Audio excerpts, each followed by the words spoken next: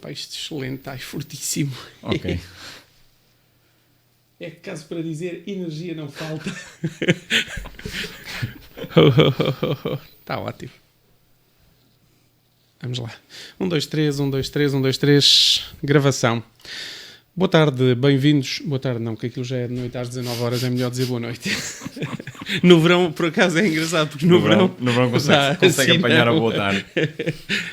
1, 2, 3, 1, 2, 3, gravação. Boa noite, bem-vindos à edição desta semana do programa Conversas. O convidado é Fernando Mendonça, candidato do Partido Socialista à Câmara de Estarreja, uma vida de visibilidade pública, podemos dizer, foi adjunto no Governo Civil de Aveiro, é também um empreendedor na área da arte e sobre tudo isto vamos falar aqui durante a próxima hora, começando se calhar por esta questão que é a vida política e uma candidatura que se repete depois de uma derrota eleitoral há 3 anos, há 4 anos, se considerarmos que as eleições são em 2013, como é que perspectiva esta nova oportunidade? Eu utilizo esta palavra porque tem sido também por si utilizada algumas vezes. Este é o momento-chave? Sim, com certeza que sim. Este é o momento-chave para que Estarreja defina o que é que quer para o seu futuro. Nós tivemos uma década perdida, uma década que é perdida e que é comprovada pelos números que nós temos ao nosso dispor, quer em termos de perca de população, quer o número de indústrias que reduziu substancialmente na última década, e são dados que nós temos, são dados factuais. Portanto, Estarreja teve, na nossa opinião, aquilo que foi uma década perdida. O grande slogan da coligação que está atualmente a governar os destinos de Estarreja, que era atrair pessoas e investidores, caiu por terra e cai por terra comprovadamente com os números que agora se conhecem daquilo que foi a última década em Estarreja. Portanto, menos investimento, menos indústrias e menos pessoas. E nós achamos que este, de facto, é o momento-chave de Estarreja definir e a sua população definirem aquilo que pretendem para o seu futuro. E tem que defini-lo de uma forma clara. De facto, é verdade que há 3 anos eu perdi as eleições de uma forma clara. Portanto, esta coligação teve todas as condições para desenvolver o seu trabalho e implementar as suas ideias relativamente àquilo que eram as suas ideias para Estarreja, o seu projeto para Estarreja, mas, de facto, comprovadamente, esse projeto falhou. E, portanto, há aqui uma renovada oportunidade de podermos mudar e de podermos concretizar um conjunto de projetos e de ideias que nós, não obstante o momento conjuntural difícil que o país atravessa, o país e o mundo, achamos que há condições e potencial para que aquela terra possa ser desenvolvida de uma forma diferente. Daí que eu me proponho desta vez e pela última vez, é importante que se refira a esse aspecto. Nós não podemos insistentemente andar a oferecermos à população e, portanto, tem que haver de uma vez por todas uma decisão relativamente a estas questões. Portanto, proponho-me, por uma última vez, candidatar-me à Câmara Municipal de Estarreja, no sentido de ter a oportunidade, e a oportunidade de facto é essa, de impor as minhas ideias, desenvolver um trabalho que me parece um trabalho importante naquela terra, aproveitar todas as suas potencialidades, as pessoas que nós temos em Estarreja com capacidade para trabalhar, todos os projetos que temos em mente para de facto fazer de Estarreja uma terra como era o nosso slogan há 3 anos, fazer uma terra com um futuro feliz. Essa questão da última candidatura não deixa de ser um tema interessante, curioso. Isto no fundo é um tudo ou nada, não é?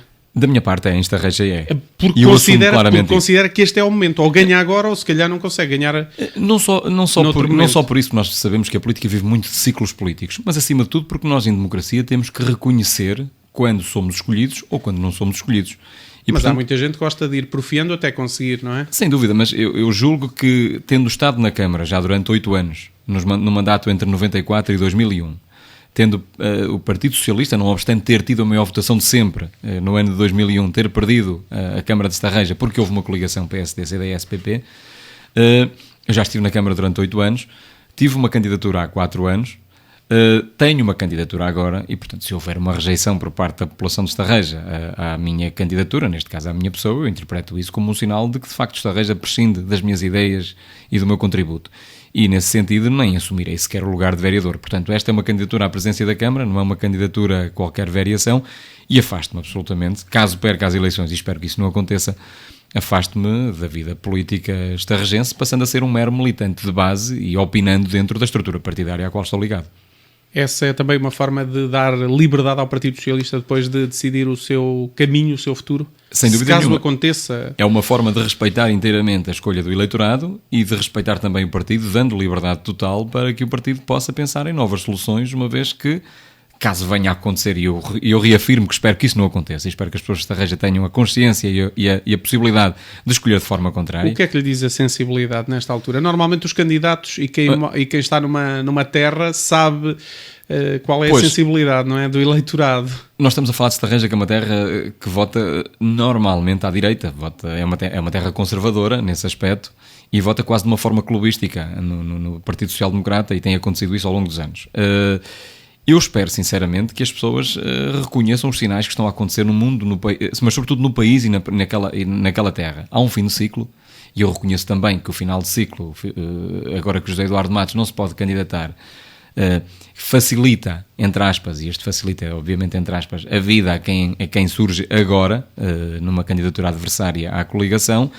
Mas entendo também que há sinais claros que as pessoas têm que ter em conta. As pessoas têm que, de uma vez por todas, definirem o que é que querem para a sua terra. Os autarcas que saem não deixam as eleições de alguma forma ganhas para os seus delfins? Pergunto-lhe isto. Pode acontecer que sim, sobretudo em terras em que há uma grande tendência para se votar nos partidos que estão no poder, como é o caso lá em Estarreja. Mas eu pego naquilo que estava a dizer há pouco. Eu acho que é a altura das pessoas perceberem o que está a acontecer no país, o que está a acontecer sobretudo na sua terra, e de definirem aquilo que querem para si próprios e para os seus próprios filhos. Elas têm que fazer um exame de consciência e tentarem perceber se em Estarreja têm aquilo que pretendem para assegurar o seu próprio bem-estar, a sua própria vida futura e o futuro dos seus filhos. Basta fazer este exame de consciência e, portanto, definirem se querem ou não que haja uma alternativa de mudança, e uma alternativa de mudança que lhes possibilite um acréscimo de qualidade de vida que nós julgamos que neste momento não existe naquela terra. E, portanto, é nesse sentido que nos candidatamos, na esperança de que as pessoas, de facto, reconheçam que está na altura de haver aqui um novo ciclo de mudança, sobretudo para concretizar determinadas ideias e projetos que não aconteceram ao longo destes últimos anos. Como é que tem sido a política de comunicação de Fernando Mendonça? Desta vez ficou no Executivo, portanto terá um conhecimento mais aprofundado da realidade municipal, da Câmara, da vida da Câmara. Eu conheço... Serviu também de alguma forma para ter alguma visibilidade ou isso é relevante? A questão da visibilidade é de certa forma irrelevante, porque não acredito que haja alguém em Estarreja que não me conheça. Eu estou desde os 25 anos ligado à vida política ativa em Estarreja, tendo participado num conjunto de atividades extrapolítica, também na vida associativa, na vida empresarial estarrejense. Estou ligado a um conjunto de instituições e coletividades daquela terra, portanto não creio que a questão da visibilidade se coloque neste particular. O que me permitiu estes 4 anos foi cimentar de facto os conhecimentos acerca da atuação da Câmara Municipal. Conheço a Câmara por dentro e por fora. Ou seja, valeu a pena estar no Executivo? Vale sempre a pena estar no Executivo, porque nós percebemos no Executivo, e normalmente no Executivo vêm sempre... nomeadamente as grandes opções do plano, os orçamentos, as contas da Câmara Municipal, dá para nós percebermos de uma forma mais intensa a atividade que o município vai tendo, apesar das reuniões serem apenas de 15 em 15 dias. Mas é sempre útil esta experiência e contribui para que nós tracemos um quadro perfeito daquilo que é a vida autárquica, daquilo que são as necessidades de Estarreja e da forma como o poder autárquico está a cautelar essas necessidades. E é por aí que nós temos vindo a trabalhar, e é isso que incentiva, de facto, a nossa candidatura. Já lá iremos a essas questões ligadas às atividades, aos orçamentos. Antes disso, e recordando aqui uma ideia que aflorou, para quem está no poder, e no caso de José Eduardo Matos, a coligação foi decisiva. Sem dúvida. Para si, uma coligação pode ser decisiva e ajudar à conquista de poder, ou os votos mais à esquerda em Estarreja não são significativos? Para haver uma coligação é preciso que haja interesse mútuo. E neste momento julgo que não há rigorosamente interesse nenhum da parte de nenhum dos partidos que estão à esquerda em Estarreja em que haja essa coligação. Fez alguma vez essa sondagem, essa abordagem? Essa abordagem não posso dizer que nunca tenha sido colocada, e foi colocada há uns anos atrás para umas eleições anteriores àquelas em que eu fui candidato. O Partido Comunista em Estarreja tem uma particularidade muito interessante. Normalmente apoia ao PSD. Isto tem-se vindo a notar ao longo de muitos anos, e é um partido praticamente inexistente do ponto de vista da tomada de posição. Tem alguns militantes históricos que nós respeitamos naturalmente e de quem somos amigos, mas temos uma visão muito diferente acerca daquilo que é necessário para Estarreja.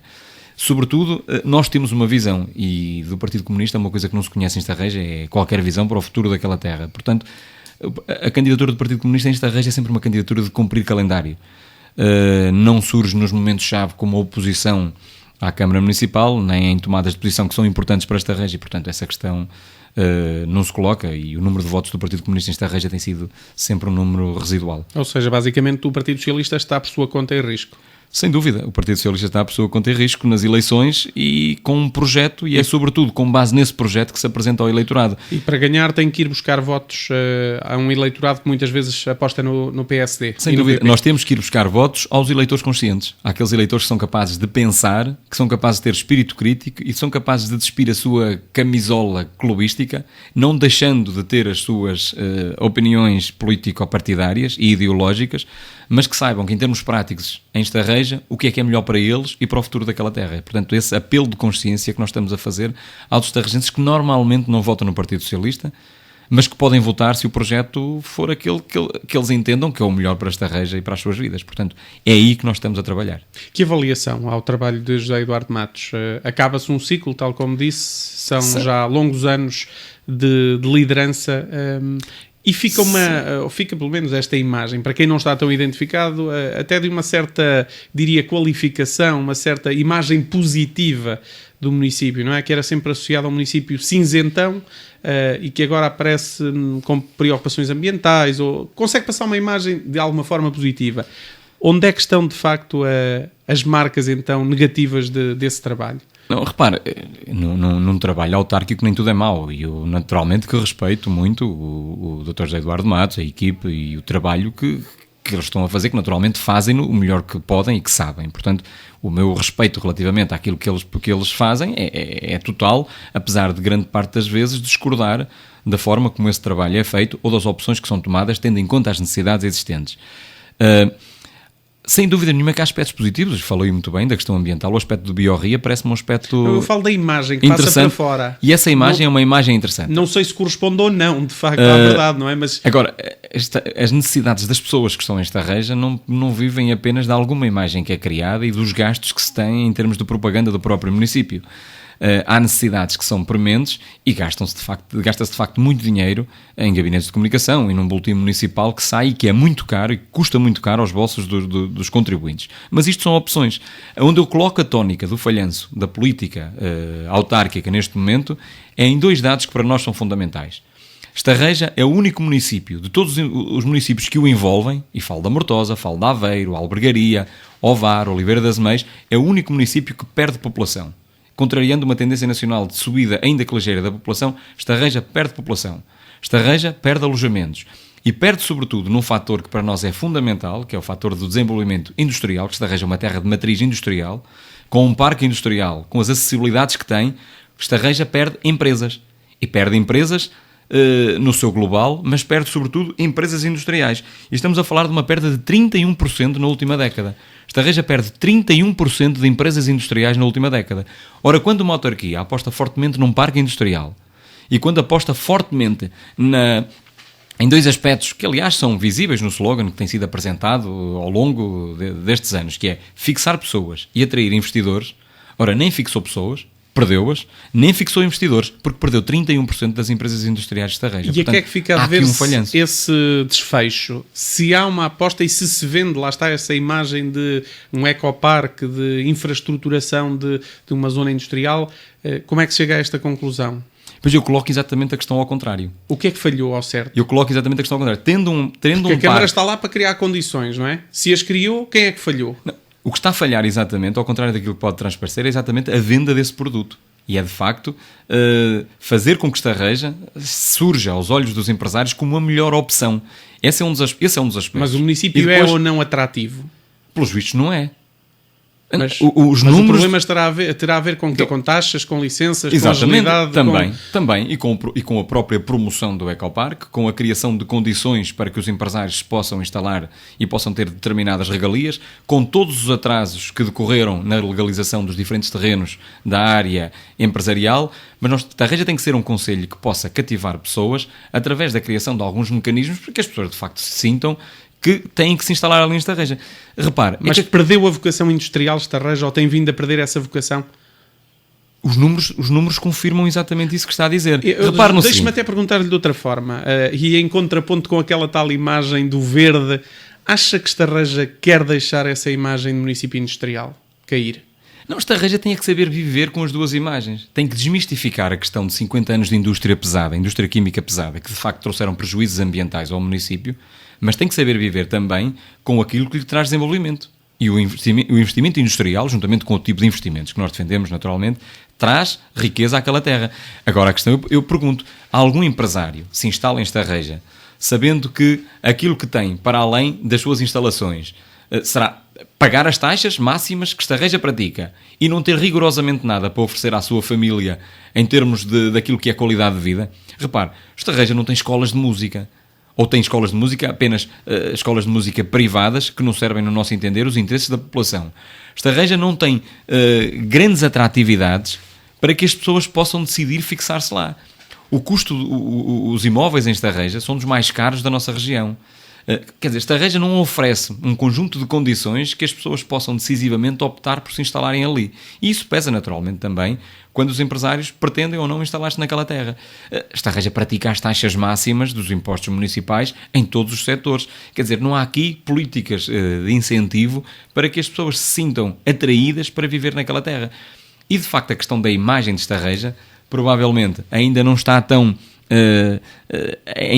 modificada do ponto de vista daquilo que era os aspectos negativos do passado, para que as pessoas possam definir que Estarreja é de facto o local de eleição para viver e para investirem. Há aqui um conjunto de fatores que tem que ser de facto alterado e passa pela criação de condições que não têm só que ver com diminuição de taxas, que são naturalmente importantes, mas têm sobretudo que ver com a criação de condições para que as pessoas possam sentir Estarreja como uma terra onde gostam de viver, onde gostam de estar e onde têm tudo aquilo que lhes permita ter qualidade e bem-estar. E isso perdeu-se nos últimos anos?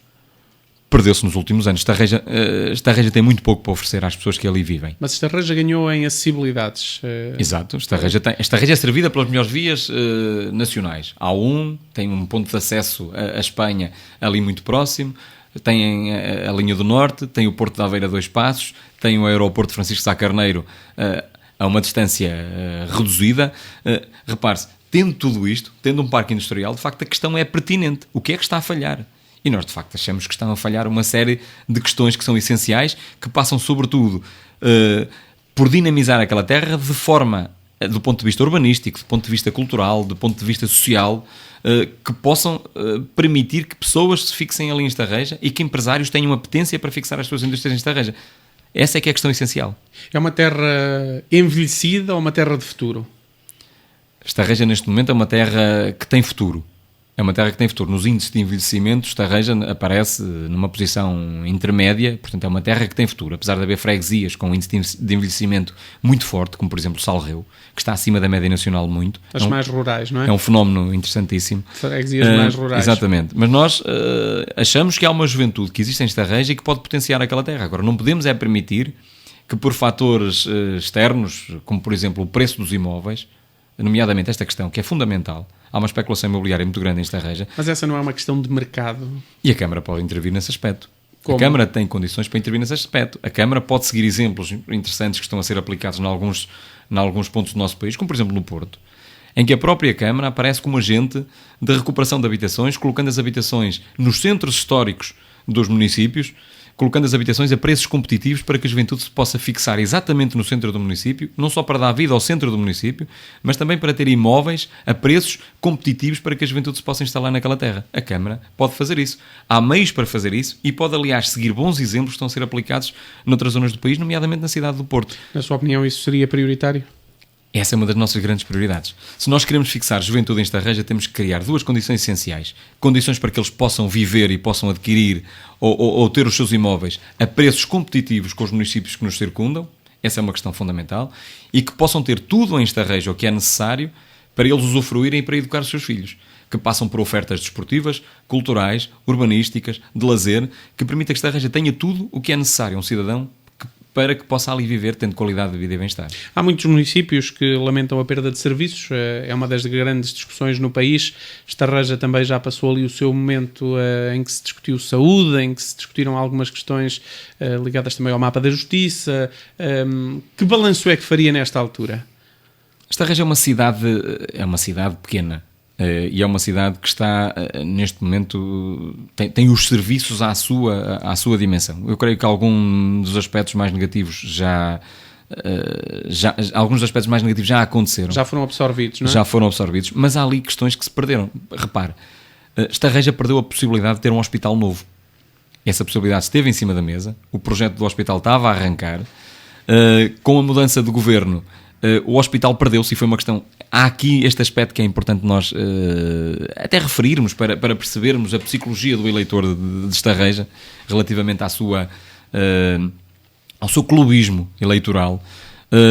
Foi dito e foi repetido que o Partido Social Democrata, se ganhasse as eleições, aquele projeto era um projeto que estaria em causa. E as pessoas votaram na mesma no PSD nas últimas eleições. E, portanto, o projeto do hospital, também graças muito à forma um pouco relaxada com que a Câmara foi encarando esse processo, com mudanças de terrenos, Estarreja perdeu um hospital com uma dimensão interessante para aquela terra, cujo o protocolo estava já assinado, os terrenos estavam já disponibilizados e estava o projeto já em andamento.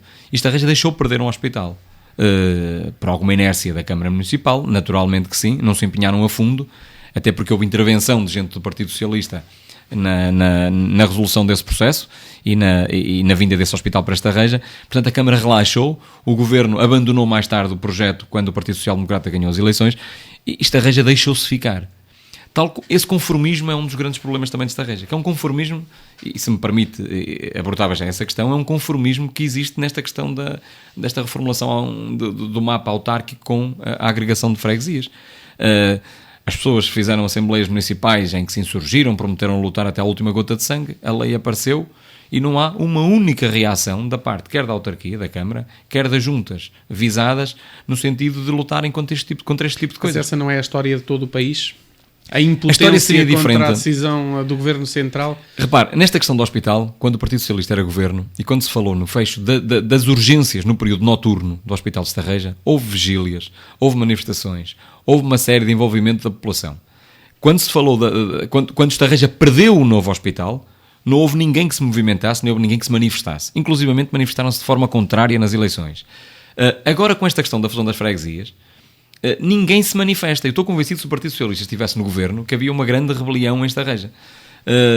Mas as pessoas conformam-se e são prejudicadas naquilo que é o seu futuro, naquilo que são as suas terras, as suas identidades culturais.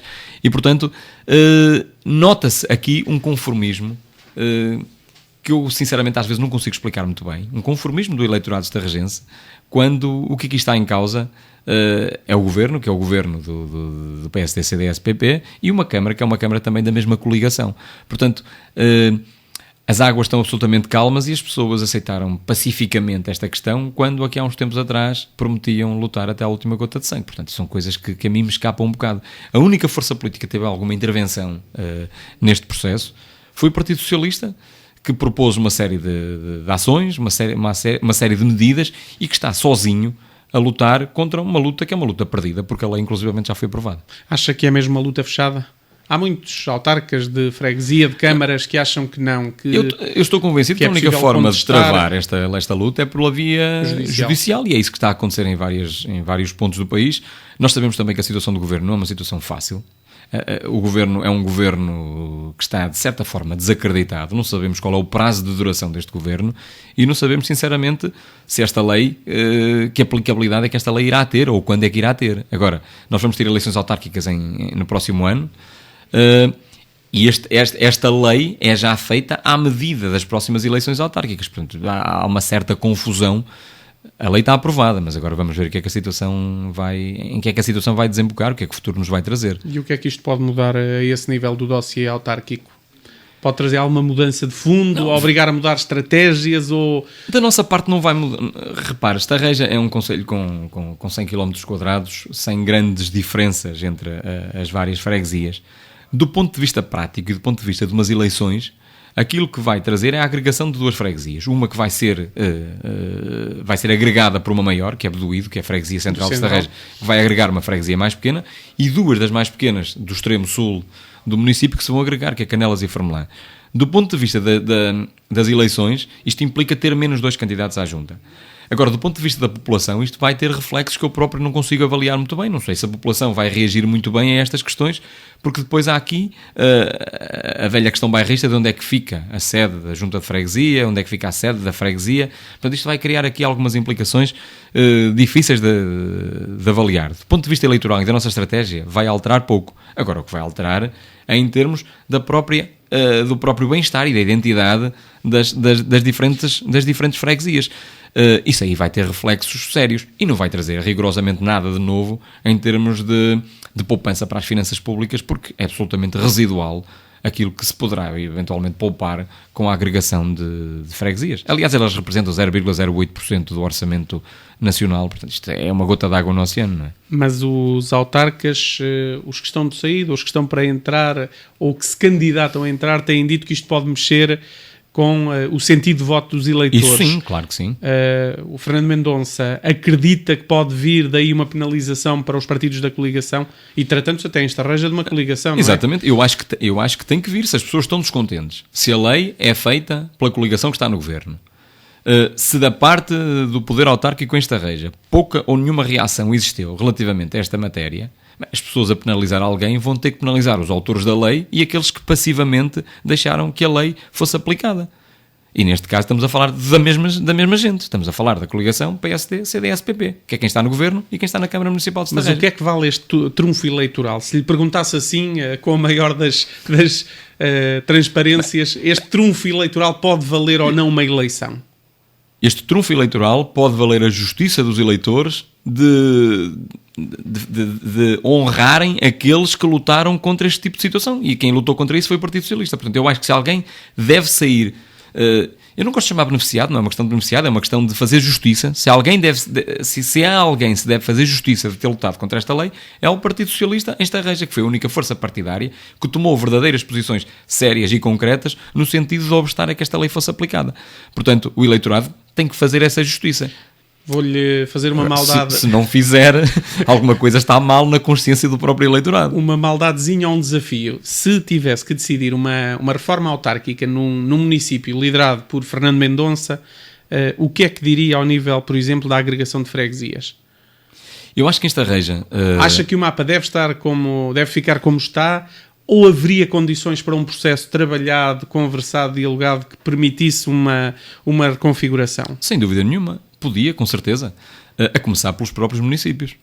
Se calhar temos municípios a mais. Agora, eu entendo que o Governo quis começar pela parte que menos problemas criava. A Associação Nacional de Municípios disse logo, mexer em municípios nem pensar. E começou-se pelo elo mais fraco, que são as freguesias. Agora, repare, Estarreja tem um concelho que tem a dimensão... O concelho de Estarreja, 100 km², há freguesias no país que têm esta dimensão. Portanto, se me perguntar se era teoricamente possível que Estarreja tivesse apenas uma freguesia, com certeza que se calhar era. Mas estas coisas não podem ser feitas por imposição de uma força governamental que decide de modo aleatório ou baseado apenas num parecer técnico de pessoas que provavelmente não têm conhecimento rigorosamente nenhum de como as coisas se passam no terreno. Isto não pode ser feito à força. Tem que haver aqui um envolvimento muito grande da população, as coisas têm que ser muito bem explicadas, e as coisas sendo bem explicadas, nós já sabemos que é muito mais fácil de aplicá-las com a participação de toda a gente. Há condições para se fazer reformas, e as reformas existem e têm que se fazer. Agora, as coisas têm que ser participadas e as populações têm que ter uma participação muito grande, os autarcas, todos nós, toda a sociedade tem que ter uma participação muito grande nestas questões, porque não houve debate nenhum. Ou seja, na sua opinião, deveriam os municípios ter alguma autonomia para decidir isto internamente? Obviamente, nós defendemos que essa questão é fundamental. Tinha que haver alguma autonomia para que internamente o assunto fosse debatido, fosse trabalhado, fosse discutido e chegássemos a conclusões práticas interessantes que fossem do agrado de toda a gente. Sabemos que nem sempre é possível chegar ao agrado de toda a gente, mas pelo menos chegar a uma solução o mais consensual possível. Porque esta agregação de freguesias em Estarreja não tem qualquer tipo de sentido. Porquê estas? Porque não outras? Porque não se agrega tudo? Ou porque é que não se deixa tudo como está? Repara, o concelho vizinho da Mortosa, ao lado, Nós sabemos que foram definidos alguns critérios que são eles próprios duvidosos. Na Mortosa não mexe rigorosamente nada. Quer dizer, há aqui questões que são muito duvidosas e dá-nos ideia que esta reforma foi feita apenas para cumprir ou para mostrar aos senhores da Troika que há aqui uma questão que está a ser cumprida quando de facto apenas está a ser cumprida de modo aparente, porque não vai trazer rigorosamente nada de novo ao nosso país e vai criar um foco de conflito social muito grande. Quando diz conflito social, está a falar internamente? Sim, porque nesse espaço entre, por exemplo, duas juntas de freguesia, a forma como elas funcionam? Repara, a lei diz o seguinte, a lei impõe agora que a sede seja numa determinada freguesia, mas depois dá 90 dias às assembleias de freguesia, das próprias freguesias agregadas, para definirem no período pós-eleitoral onde é que querem a sede da freguesia. Quer dizer, isto vai criar questões muito complicadas, desde logo aqui.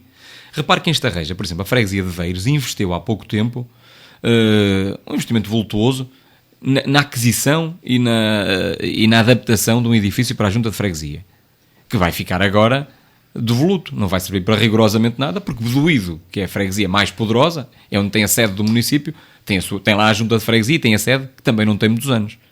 Repare, Canelas e Formolã, duas freguesias se vão agregar, ambas construíram as suas sedes. Nós estamos a falar aqui de investimentos deitados fora que as pessoas não vão aceitar muito bem que aquele serviço que ali existe, que vai agora deixar de existir porque vai estar na freguesia ao lado, ou na antiga freguesia que existia ao lado. Há aqui questões muito sérias e questões complicadas que vão ter que ser resolvidas e que se vão colocar depois das eleições se esta lei for aplicada.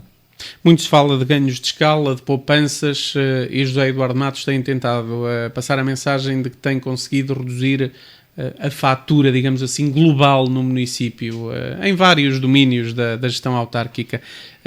Que balanço é que faz o principal partido da oposição e o candidato também ao poder em Estarreja sobre isto? Reduziu. Quer dizer, este orçamento é o orçamento mais baixo da última década também. É um orçamento que, relativamente ao ano anterior, reduz 25% dos investimentos. É um orçamento que reduz 13% relativamente ao ano passado só. Mas repare, é uma redução que surge do ponto de vista do investimento. É um orçamento que serve apenas para concluir algumas obras que estavam em curso, que vêm do passado. Mas ele tem falado também na questão das despesas com pessoal. Mas é que essas despesas com pessoal não reduzem. As despesas com pessoal não só sobem percentualmente cerca de 8% neste orçamento, como em termos líquidos, está certo que é pouco, mas sobem. As despesas com pessoal sobem relativamente ao ano passado. E as despesas correntes, percentualmente, relativamente ao orçamento do ano passado, também sobem. Quer dizer, nós estamos a falar aqui de reduções fictícias, porque continua a haver um conjunto de avançados e de pessoas que estão ali a trabalhar para a autarquia, que nós julgamos que podiam ser... Esse investimento podia ser visto de uma outra forma. Nem sempre as reduções são aquilo que mais convém a uma população. Então eu pergunto de outra forma, há ou não desperdício? Ou continua a haver desperdício? É sempre uma questão subjetiva de responder a isso, mas na minha ótica há desperdício, mas há sobretudo investimentos que são feitos e há uma canalização do dinheiro que eu faria de uma outra forma. Eu acho que há prioridades no município e essas prioridades eu entendo-as de uma forma diferente daquilo que entendo o atual poder autárquico, e é por isso também que me candidato, porque eu acho que em Estarreja esse é um ponto fundamental. A questão da priorização dos investimentos é um aspecto que nos divide completamente. Nós achamos, por exemplo, dou-lhe um exemplo muito, muito simples e concreto, gastou-se 500 mil euros na construção de uma ponte pedonal para o outro lado do rio, para uma zona em que é uma estrada, um sítio de passagem. Nós achamos que é um investimento que não é prioritário. Havia outras coisas a fazer sem Estarreja. E achamos que as coisas são feitas de uma forma muito desgarrada. Não há projetos globais, não há um pensar global relativamente a acautelar alguns problemas e encontrar algumas soluções para problemas. Fazem-se coisas desgarradas e gasta-se dinheiro de uma forma que me parece um pouco exagerada para as atividades que às vezes decorrem, sem que com isso haja um benefício extraordinário para a população, como aquilo que é necessário numa Câmara Municipal. Portanto, há uma questão de priorizar aqui os investimentos e essa questão é fundamental e divide-nos bastante relativamente àquilo que é o poder atual da Câmara Municipal. Portanto, quando se diz que um orçamento, quando se diz que se reduz, bem, é interessante reduzir-se em alguns aspectos, mas nós achamos que reduzir os investimentos não é propriamente o melhor que pode acontecer quando uma terra precisa se desenvolver a vários níveis. E depois há esta questão da desculpa da crise. o atual Presidente da Câmara e a Câmara neste momento tem usado muito a desculpa da crise para não pagar a coletividades. As coletividades, nós sabemos, são um eixo fundamental de desenvolvimento do município. Repare que o Estado, se fosse a pagar todas as despesas que as coletividades têm e que se substituem ao Estado em termos de formação desportiva, de formação cultural, de ação social, relativamente àquilo que são as necessidades da população, e nós sabemos que as coletividades desempenham esse papel. Se o Estado tivesse que substituir às coletividades, bem, não havia dinheiro que chegasse para isto tudo. Portanto, este trabalho é um trabalho que tem que ser alimentado por alguém, e as câmaras municipais têm um papel preponderante no desenvolvimento do associativismo. E repare que há subsídios relativos a 2011 que ainda não foram pagos sequer. As coletividades da ação social ainda não viram aprovadas para 2012, e estamos a acabar o ano, o montante que a Câmara normalmente lhes dá para eles poderem prosseguir o seu trabalho. Ainda nem sequer pagou 2011. Portanto, há aqui aspectos que nós achamos que têm que ser corrigidos e que têm que ser revistos no mapa das preocupações e das prioridades de investimento. A esse nível, muitos têm falado da lei de compromissos, não é? Exatamente. O Fernando Mendonça, como é que encara um desafio, por exemplo, de liderança de uma autarquia num quadro destes em que cada vez mais o espaço de manobra parece mais reduzido e obriga mesmo a ter cuidados acrescidos com questões que podem custar dinheiro ao bolso dos próprios autarcas? Este enquadramento tem uma ideia clara de como é que se pode organizar para que o trabalho funcione de forma regular e sem riscos? Dois aspectos. Eu concordo que a lei dos compromissos vem criar situações complicadas às autarquias e que vem criar aqui obstáculos muito grandes e preocupações acrescidas em termos daquilo que é o trabalho diário. Pode criar, inclusivamente, problemas que se podem repercutir em responsabilidade financeira para com os autarcas que tomam decisões. Essa questão que estava a falar, por exemplo, dos subsídios, isso tem a ver também ou não com a lei dos compromissos, esses atrasos em Estarreja? Não tem a ver. São questões que estão, inclusivamente, aprovadas muito antes até da entrada da própria lei. E tem a ver, então, com o que é ao certo?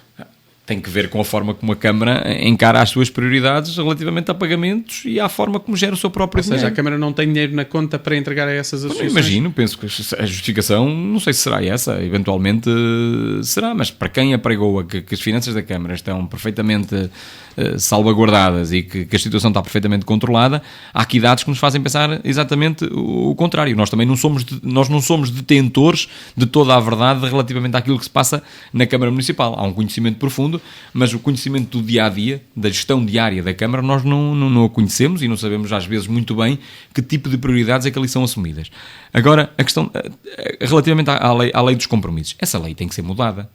E essa lei tem que ser revista.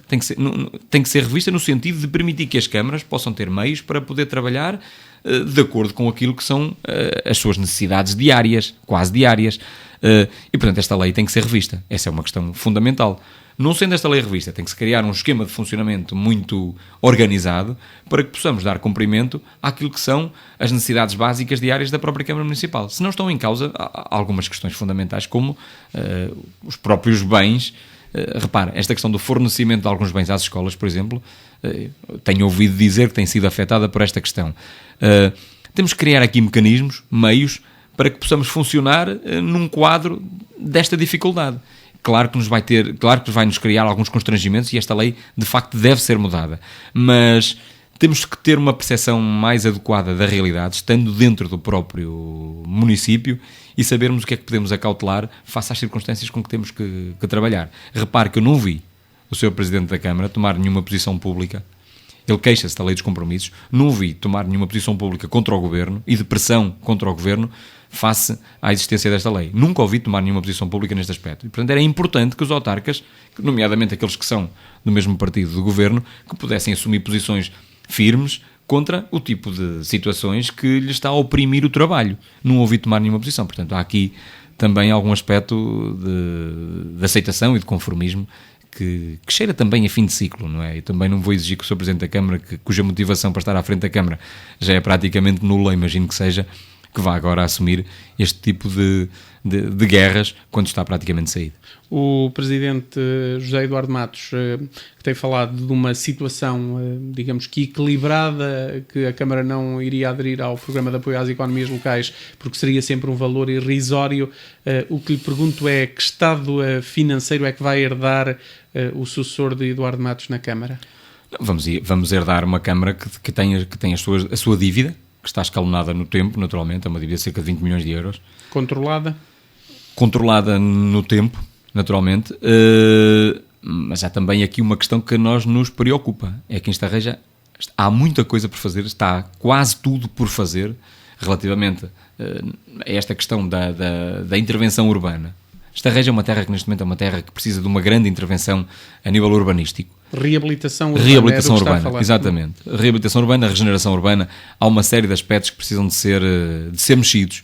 Nós temos que adequar a cidade às necessidades dos cidadãos e ao bem-estar dos cidadãos. E neste momento há um investimento muito forte para se fazer nessa área. Será um dos aspectos também prioritários, que se conjuga há pouco com aquilo que eu falei da questão da habitação. Há muito por fazer também neste campo. Ou seja, quem vier vai estar obrigado a dedicar-se aos fundos comunitários. Exatamente. Vai ter que ter uma imaginação muito grande relativamente àquilo que são os meios da Câmara neste momento, porque vai ter que criar condições para que as pessoas não sejam sobrecarregadas com aquilo que são os impostos municipais, mas ao mesmo tempo a Câmara tenha meios para poder funcionar e trabalhar e dar cumprimento àquilo que são os projetos que nós temos em mente. Vamos ter que nos virar muito para o financiamento que eventualmente possa vir da União Europeia. O Fernando Mendonça já traçou aqui um quadro de ideias sobre a autarquia, mas um projeto de bandeira, ou projetos de bandeira que tenha para apresentar ao eleitorado, isso já está definido no seio do partido e da candidatura? Repara, nós candidatámos há 4 anos com um conjunto de projetos, alguns deles polémicos. Mantêm-se? As minhas ideias mantêm-se sempre. Eu mudo de ideias, naturalmente. Aliás, para mudarmos de ideias é preciso tê-las. Às vezes na Câmara dizem que não mudam de ideias e o meu receio é que elas não existam. Portanto, quem não tem ideias não pode mudá-las. Nós temos algumas ideias relativamente... E aliás são públicas, são conhecidas. Em Estarreja tivemos projetos que apresentámos nas eleições anteriores, que são projetos que, do meu ponto de vista, são absolutamente estruturantes para que aquela terra possa mudar a sua face e possa responder de uma forma efetiva à necessidade dos seus cidadãos. Essas ideias mantêm-se. O ciclo conjuntural é diferente e nós achamos, e também de uma forma muito realista, que há uma ou outra que provavelmente não poderá ser aplicada no timing que nós tínhamos previsto inicialmente, ou que era previsível há 3 anos atrás. Nomeadamente o projeto que falámos há 3 anos, que era o facto de fazermos uma barragem no rio, de criarmos uma lagoa no centro de Estarreja, com cerca de uma área de 20 hectares, que pudesse permitir ali um conjunto de infraestruturas de renovação urbana no centro de Estarreja, e que viesse a revolucionar, do ponto de vista urbanístico, toda aquela terra. É um projeto complicado, porque é um projeto dispendioso. E, portanto, é um projeto que, eventualmente, face à conjuntura que estamos a viver, temos que reanalisá-lo e temos que, provavelmente... Não é prioritário nesta altura? Não é prioritário por uma questão de dificuldades financeiras que o país atravessa e que a própria Câmara também atravessa, como aliás, é transversal a toda a sociedade portuguesa. Agora, eu prefiro falar em aspectos fundamentais onde nós temos que intervir e temos, de facto, ideias concretas dentro dessas áreas de intervenção que passam, sobretudo, e eu falei há pouco, centrarmos a nossa questão na necessidade das pessoas e nas dificuldades que as pessoas estão a ter neste momento. Repare que as famílias têm dificuldades em pagar os livros escolares, as famílias estão com dificuldades em pagar vacinação para os seus filhos, as famílias estão com um conjunto de dificuldades que não conseguem acautelar com os meios que têm. E a Câmara tem um papel fundamental a desempenhar sobre isto. Temos que incentivar a indústria de base tradicional e a indústria que tem por base o parque industrial que lá temos, que é um investimento que tem vindo a ser feito e que é preciso rentabilizá-lo. Perdemos extraordinárias oportunidades de rentabilizar esse espaço. Eu recordo, perdemos o IKEA para Passos de Ferreira, perdemos a fábrica de baterias, que depois, entretanto, acabou também por não se concretizar aqui, mas deixou de estar em Estarreja, que esteve praticamente lá, para passar depois aqui para a zona de Aveiro, mas isto ajuda a perceber a forma como o poder autárquico se agarra aos projetos, deixando-os escapar por entre os dedos. Portanto, nós temos que incentivar e temos que concretizar o parque industrial que lá temos. Temos que investir fortemente num setor que já foi uma aposta nossa há 3 anos, que é a economia criativa. as indústrias de base criativa. E isso é fundamental, porque vai apelar à motivação a um setor da população mais jovem, que neste momento não tem enquadramento no mercado de trabalho, vai ajudar a potenciar algumas realidades instaladas ali em Estarreja que nós temos e que podem convergir nestas indústrias criativas, e vai possibilitar que com a instalação destas indústrias criativas nós possamos apostar em projetos de renovação urbana que para nós são fundamentais naquela terra, em zonas degradadas, como é o caso, por exemplo, do Esteiro de Estarreja, que é uma zona que está absolutamente degradada e é uma zona histórica importante. Paralelamente a isto, temos que potenciar o nosso desenvolvimento turístico, que passa também pelas coisas que estão a ser feitas no ambiente, o caso do Biorria, que é um projeto interessante, como disse há pouco, e que pode ser potenciado ainda mais.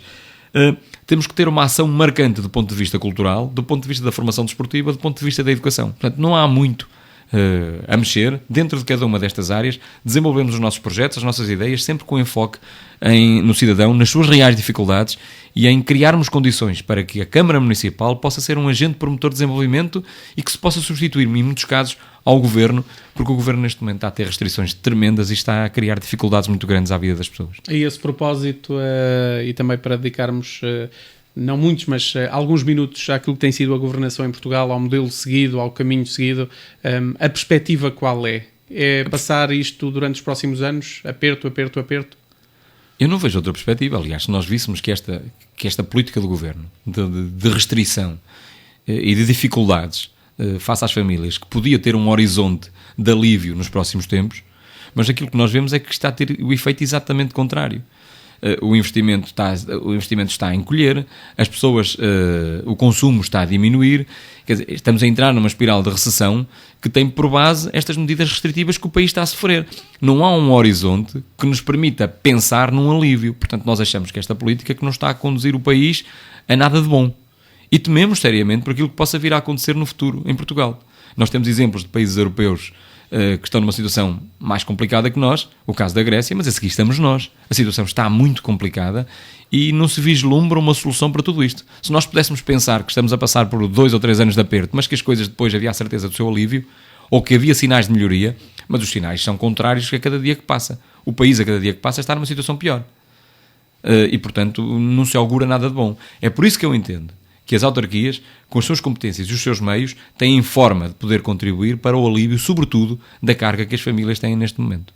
O Governo tem introduzido uma série de medidas, de alterações, que têm influência também ao nível da gestão política, autárquica, local. Fala-se agora desta criação de cargos para as comunidades intermunicipais, este aprofundamento.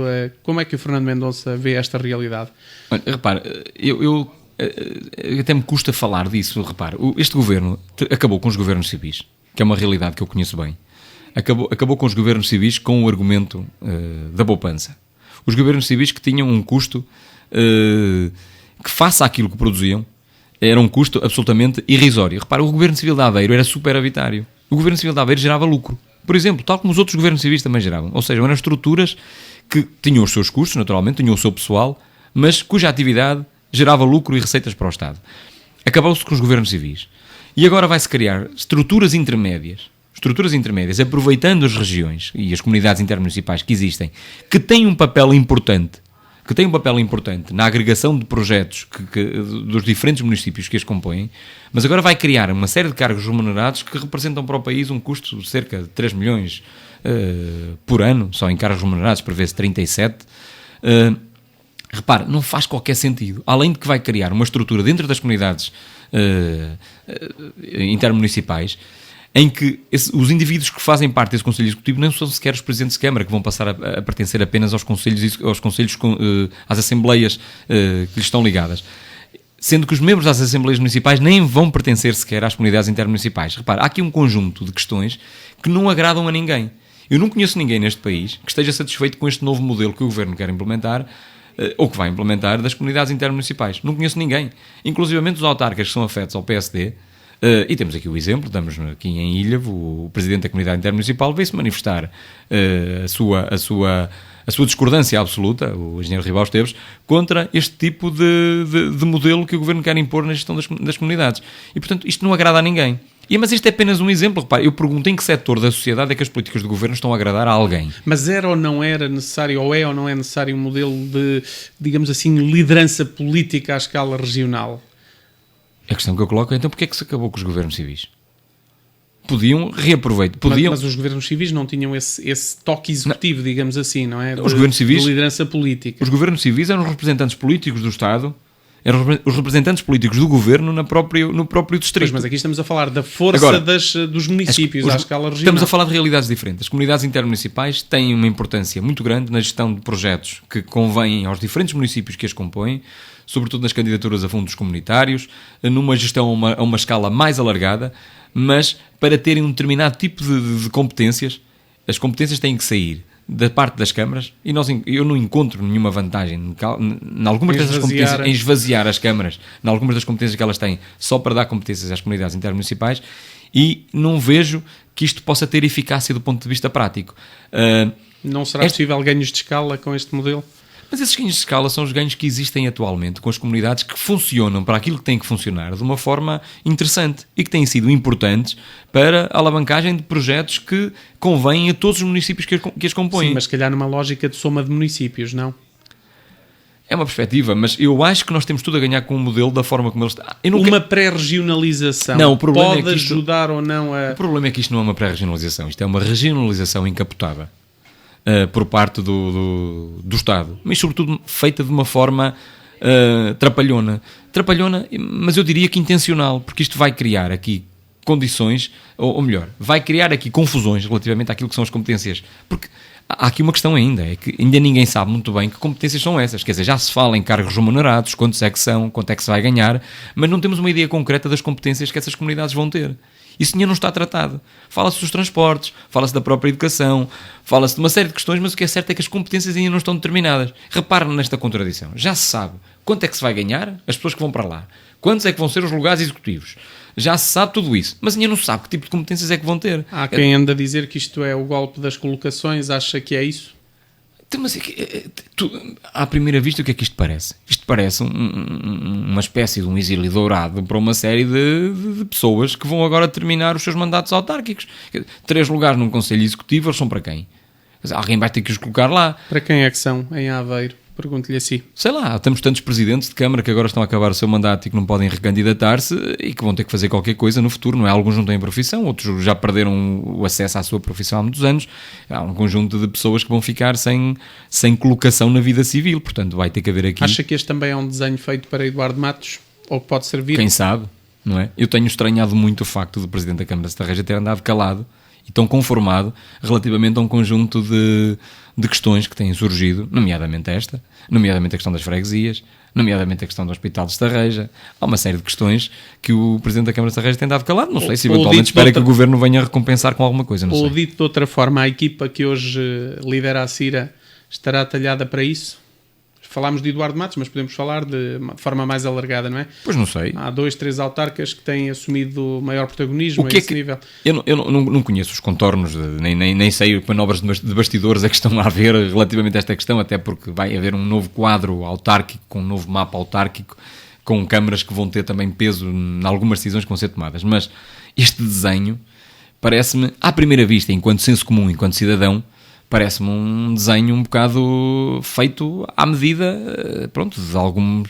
Ou melhor, um fato feito à medida de alguns corpos, porque cá existem, não sei. Como é que um homem da política, porque é assim que basicamente o conhecemos, vem da história, não é? História da arte. História da arte e vai parar à arte. Isto é uma ponte interessante. Pois, a história da arte é a minha formação base, é a minha formação académica. Eu... Estou na política desde os 25 anos, na política ativa, na política profissional, se quiser chamar. Fui vereador da Cultura, do Desporto, Ação Social e Educação em Estarreja com 25 anos, e portanto entrei cedo nesta questão da política, mas a minha formação de base é essa, é a história. Sou professor, dei aulas durante 2 anos, inclusivamente dei aulas aqui em Ilha, aqui na escola que muito respeito, que é João Carlos Celestino Gomes. Sou professor também, mas a nossa vida não se pode cingir apenas às questões políticas. E naturalmente que há também um fator de empreendedorismo que nos toca sempre e que tem que ver com a nossa vida pessoal, que me levou a entrar neste negócio da arte, criando com 2 sócios, o Luís Verde e o Ricardo Lopes, do Aveiro Business Center, criando a agência de arte, a WeArt, e trabalhamos nessa área. Paralelamente também vou fazendo outras coisas, que acabei de ter um livro editado pela Porto Editora, um livro de histórias para crianças, e também me vou entretendo com esse tipo de atividades que me dá muito prazer. Isto também para dizer que nem tudo na vida é política. Nós temos os nossos pequenos prazeres, temos a nossa vida pessoal, temos as nossas ambições pessoais, o nosso trabalho em prol da nossa própria vida, porque temos filhos, temos uma vida pela frente também, que queremos que seja o mais adequada possível às nossas necessidades também. Mas ao certo, e dentro desses prazeres, onde é que está a principal vocação? Se, por exemplo, não for para a Câmara para um trabalho a tempo inteiro, o mundo será o mundo da arte, será o mundo da escrita? Será o mundo dessas 2 coisas, fundamentalmente. O mundo da arte, onde estou ligado e onde tenho vindo a fazer trabalho, juntamente com os meus sócios. É possível, já agora por curiosidade, sobreviver nesse espaço? Tem que ser. Quer dizer, nós quando nos lançamos numa empresa, das 2 uma, ou a empresa permite a sua subsistência e a subsistência de quem está dentro da empresa, dos seus sócios. Estão a conseguir se ingrar nesta altura? Estamos a começar. A empresa começou este ano, começou no ano de 2012. Estamos a trilhar o nosso caminho com passos seguros e de acordo com aquilo que nós estabelecemos. Sabemos que o mercado é um mercado difícil, estamos a começar de raiz, mas as coisas estão a ter o seu seguimento e de acordo com aquilo que nós traçámos e de acordo com as dificuldades e com as vantagens que prevíamos no início. Portanto, se eu prevejo que este possa ser o meu futuro, caso eu não venha a ser Presidente da Câmara de Estarreja, mas eu espero vir a ser Presidente da Câmara de Estarreja, não sendo Presidente da Câmara de Estarreja, este meu futuro empresarial estará naturalmente de pé e acredito muito na minha empresa, como acredito também na outra componente que é a escrita e os contos e as histórias. Tenho a sorte de estar numa editora que é a maior editora portuguesa nesse aspecto e, portanto, há aqui 2 eixos da minha atividade que me dão um imenso prazer e que me preenchem totalmente. E eu diria que a escrita foi sobretudo porque não se pode dizer que tenha sido uma descoberta, mas porque foi agora colocado no mercado essa possibilidade, é uma coisa que me está a dar imenso prazer, porque me tem permitido visitar uma série de escolas, contactar com uma série de crianças e, portanto, desempenhar também aqui uma tarefa, que para além de ser uma tarefa comercial, porque isto é também um fator de negócio, tem-me permitido ver uma outra faceta da vida, que é criar prazer aos mais novos com uma história. Isso é muito interessante. Isso foi uma descoberta tardia ou eram textos que já estavam guardados? Eram textos sobretudo que eu fazia para os meus filhos. Eram pequenas histórias que eu fazia para brincar com os meus filhos e que depois foram parar à Porto Editora através de uma pessoa amiga que achou que aquilo teria valor eventualmente para ser editado e a Porto Editora achou que tem valor os textos, editou o primeiro, foi a Porto Editora responsável pelo ilustrador e por toda a colocação e toda a logística de colocação do livro no mercado, e o livro está aí. Vi que essa obra agora teve uma distinção, não é? Uma seleção restrita na Time Out. No Natal. Exatamente. A revista Time Out distinguiu-a como uma das prendas a oferecer às crianças nesta altura do Natal. Foi um facto também que me encheu de orgulho e, portanto, vermos estas coisas acontecerem dá-nos também um prazer imenso e todos nós temos a nossa vaidade. E a minha vaidade, ao contrário do que se possa pensar, não está tanto do ponto de vista da ação política que se vai tendo e da visibilidade política. Esta questão do livro, que era uma questão que eu há uns anos atrás nunca poderia imaginar, tem-me preenchido muito e tem-me realizado bastante e tem feito de mim, de facto, uma pessoa muito mais feliz. Mas as questões agora nesta parte final até tinham um bocadinho a ver com isto, o ponderar as coisas, o pesá-las. O Fernando Mendonça não parece propriamente aquele candidato que quer a política a todo custo, porque sem aquilo não tem um outro mundo, não é? E no seu caso apresenta-se quase como alguém que se for isto se não for isto é outra coisa, porque eu estou em várias... O espírito é exatamente este. Eu estou aqui disponível e entusiasmado para trabalhar em prol da minha terra. Uma terra que conheço bem, uma Câmara que conheço muito bem, um conjunto de necessidades das pessoas que eu conheço muito bem, desde a área social, a área desportiva, a área cultural, são áreas que eu conheço extraordinariamente bem naquela terra e estou totalmente disponível para dar o meu melhor, o melhor que dou à minha vida privada àquela terra, e prescindir de alguns anos de atividade profissional minha e de prescindir de alguns anos com a minha família, dos meus filhos, nomeadamente em termos prioritários, para atender a um conjunto de necessidades das pessoas, porque gosto sobretudo do trabalho político também. E gosto de trabalhar em prol da minha terra, gosto da minha terra, gosto de lá estar, cresci lá, nasci lá, e gosto daquilo que faço lá.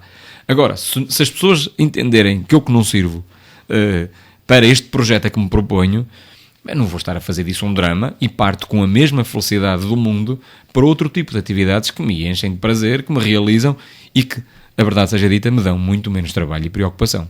As relações familiares nisto facilitam melhor assim ou dificultam a ação? A sua esposa é presidente da Conselhia do PS de Estarreja. Pois. Quem olha de fora diz assim, bem, isto não é esta a expressão, mas é quase um negócio familiar, não é? Mas não é. Negócio de família não é. A minha mulher é naturalmente a presidente da Comissão Política de Estarreja, tem a sua vida, é advogada, mas nós entramos na política juntos, muito cedo, ambos. Ainda de tenra idade, com 19 anos, entramos os dois no mesmo dia no Partido Socialista. Posso lhe dizer que foi no dia em que o Cavaco Silva ganhou uma das maiorias absolutas. No dia a seguir, a nossa decisão foi: nós temos que lutar contra isto. E inscrevemos no Partido Socialista, porque era aquele que se adequava melhor à nossa ideologia, à nossa forma de pensar. Eu tenho por isso a sorte de ter dentro da própria família quem entenda o tempo que nós perdemos e o dispêndio de energia que nós temos com a vida política. Portanto, há uma sintonia. Nesse aspecto há uma sintonia total e não há qualquer problema e não há nada que se coloque. E os meus filhos estão perfeitamente habituados, cresceram neste meio a participar em ações, em comícios, em sessões, em comissões políticas, a vir no fundo cresceram neste meio e, portanto, não há qualquer problema, encaram isto com toda a naturalidade. Encaram, inclusivamente, quando ouvem alguém dizer mal do pai ou da mãe num órgão de comunicação social ou onde quer que seja. Portanto, estão perfeitamente habituados a isso, encaram isso com toda a naturalidade e sem drama nenhum. Mas, de facto, a família fica um pouco desprotegida quando nós estamos nisto. Temos filhos e eles são confrontados muitas vezes na rua, às vezes na escola, mas estão habituados e, portanto, há aqui, não é nenhum drama, até se torna interessante, é uma forma também deles crescerem e, portanto, está tudo bem nesse aspecto. E é como dizia há pouco, está tudo bem nesse aspecto da parte política, como está tudo bem na parte da vida profissional, empresarial e noutro tipo de atividades que nós vamos tendo e, portanto, a vida é para se levar para a frente. Não é nenhum drama perder uma Câmara, não é nenhum drama perder umas eleições, é uma satisfação muito grande ganhá-las, mas a vida não para, nem toma outros rumos se as coisas não se concretizarem. Portanto, é um otimista. Sempre.